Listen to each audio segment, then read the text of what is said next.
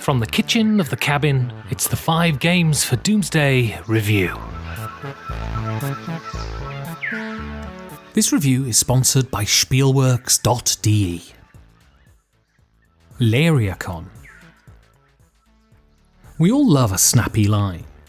There is something comforting about a clever configuration of words, something invigorating about a short sentence that encapsulates a profound human concept. They can even be, upon astute examination, a load of old bollocks, but they can fire a convincing volley of serotonin when confronted for the first time. Fire a concept through the right prism, and the spectrum that shines out the other side can seem to hold some truth. This can be a prism of joy or despair, or the most inhumane viewpoint, indifference. Wake up in a certain mood, get that dream job, lose someone that you really love, and a wittily tooled assemblage of words can yield truth. Of course, truth isn't an objective thing. What is true for you now can ring hollow and false 5 minutes later. Truth is wrapped up in the fullness of your stomach and the emptiness of your testicles, and that sentence in itself is a load of old bollocks, as it fails to incorporate over 50% of the population. Walls of myth are constructed around people based on them having the ability to bolt words together in a way that has the appearance of sense. Whole personalities are divined from a few short aphorisms. Do we really have any idea who Oscar Wilde was? Of course not. But we're convinced we do when we see his utterances printed on the page. Sometimes history washes almost all the words away and we're left with just a handful that remain lodged into the popular culture.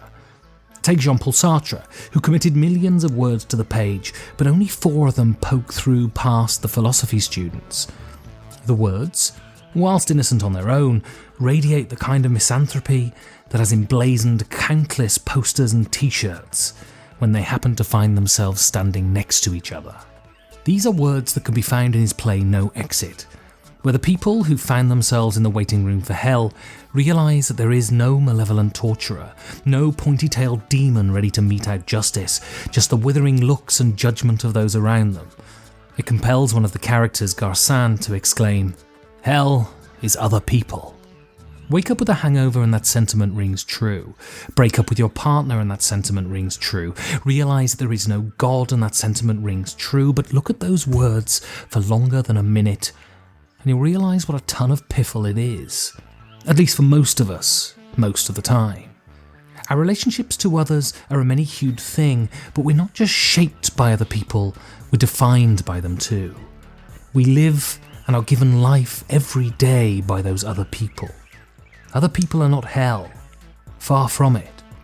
And in a world with no God and nothing has presented itself to convince me that there is one, those other people are salvation.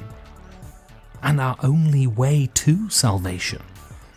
The way of the hermit or the anchorite is the way of perdition. We should revel in every moment we get to spend with others, because one day that time will run out. And for most of us, it'll be tragically too soon.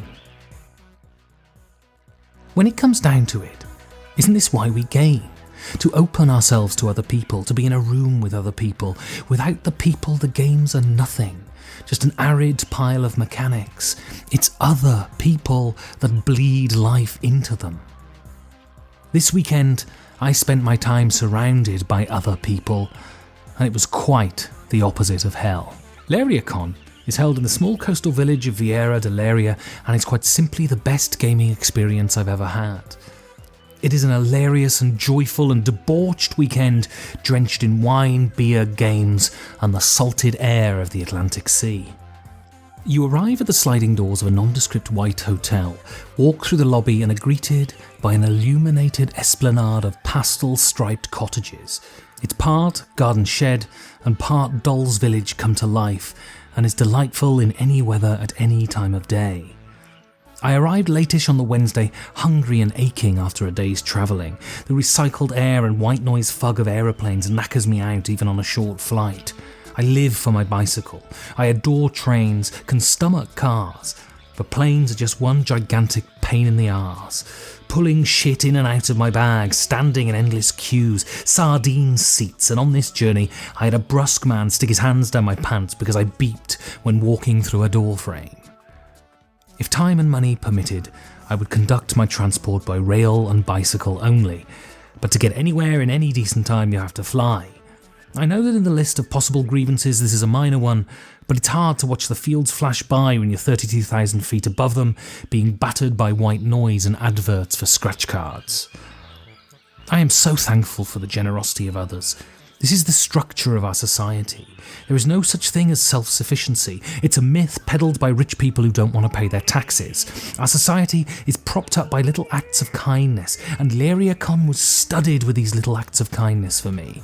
Things that needn't have been done but made me feel welcome and glad to be there. The people who have organised this convention bend over backwards for you in every way they can, from Roller picking us up from the airport to everyone holding off dinner so that we could eat with them when we arrived late, to being constantly asked if we were okay and if we were enjoying ourselves, to being able to check out games without paying or leaving an ID. The strength of Leiria Con is in its intimacy, and the organisers work tirelessly every day to ensure that you feel taken care of. This is everything I want in a convention. The commerce and consumption stripped away, and the very reason we game pushed to the fore. Leiria Con offers you the chance to play, to talk, and to laugh. Everything here is focused on the play.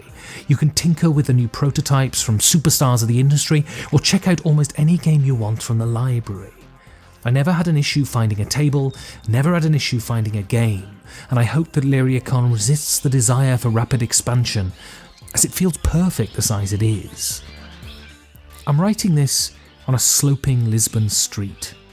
Melancholy fado sluices into the rattle of tuk-tuks and the idle chat of tourists. I'm slowly working my way through a spicy sausage sandwich and between bites tapping on my keyboard. Even though in a few hours I'll be in a plane, being reluctantly taken away from the crystal blue skies and the shabbily inviting Mediterranean architecture, I feel a million miles away from the tyranny of the Berlin winter. I spent yesterday walking around Lisbon. It's a city of undulating streets and rattling trams. It's a city on one hand of washing lines strung across rusted balconies, and on the other, triumphal arches. It's a city whose narrow alleys invite you to stroll, to wander and to get lost. I spent the morning walking around the Castello di San Giorgi, a ruined fort surrounded by a park that lays out the city in front of you, from the broad diamond-flecked estuary to the hills spiked with tower blocks. An uneven rug of pastel pinks and blues, with the occasional intrusion of the cross of Jesus poking up from some crenellated temple. These southern European cities are inseparable from the church, their very fabric interwoven with the corrupted thread of phantoms. There is an outward devotion here, as evidenced by the parade I witnessed 10 minutes after plomping my bag down in my hotel room. Hundreds of people filed past me, up the narrow street that I was staying in, a woman in the opposite flat inelegantly flinging petals at the gilded statues of Mary and the bloody Jesus. And at the centre of this flotilla, in direct contravention of the first commandment, the red-capped cardinal, 8 people holding a purple tapestry above his head lest he inhale the same air as his congregants, flanked by 2 servants whose sole purpose it was to hold the train of his vestments so they didn't drag along the floor. The flawlessly dramatic farce played out while around the next corner, teenagers with grotty cardboard signs begged for change. This was a public display of devotion that seemed so foreign to someone from the secular north. The rest of my day in Lisbon was spent cooing at buildings and sitting down in side street cafes to scrabble down a few sentences in between sips of beer. All of these experiences were facilitated by Leiria Con. They are all bound up in the event that is Leiria Con. It is an experience that lives with games at its centre, but offers so much more. I asked one of the organisers what was so special about the con, and he said, the people. And that is the reason to attend this convention. Hell is not other people any more than pigs have wings. I'll never forget the endless terrace chants of Uli Blennerman, Tony Boydell falling asleep with a handful of fanned cards, Ella Ampongen's contagious enthusiasm, and Paul Grogan finally getting to relax. I won't forget that raucous game of an infamous traffic or the roar of the waves. Leiria Con is exhausting and invigorating, and it is a release from the iron grip of winter. Other people are only hell in their absence, and at Leiria Con, you might just think you've gone to the other place. Thank you for listening, and if you want to support the podcast, you can do so at patreon.com/5G4D.